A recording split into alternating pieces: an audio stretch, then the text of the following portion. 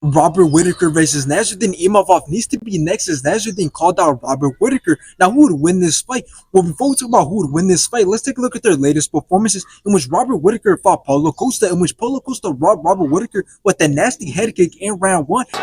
Disguise them. Oh!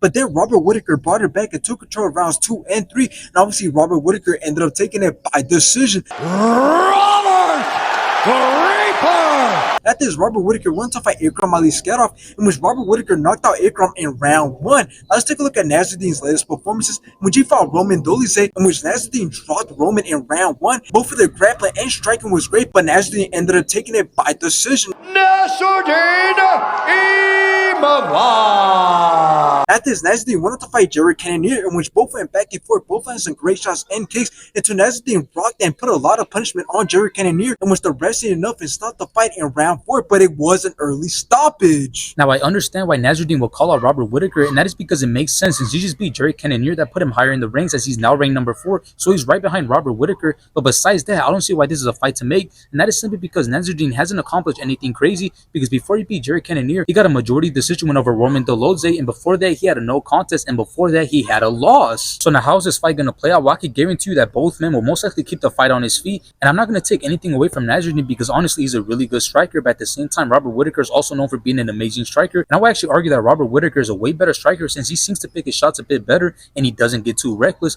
But to be fair, both men have lost to the best guys in the division. Like Robert Whittaker has lost to Dricus du Plessis and Israel Adesanya, and Nassourdine has lost to Sean Strickland, so I guess that's another thing that can make this fight seem a bit more closer than it actually is, and a bit more entertaining. So in the end, I truly believe that Robert Whittaker being at this high level for some time now is for a reason, and that is because he is so good to the point where he doesn't need to prove himself, and to the point where he deserves to be next for a title shot. So I can only see Robert Whittaker easily outperforming Nassourdine and taking the win.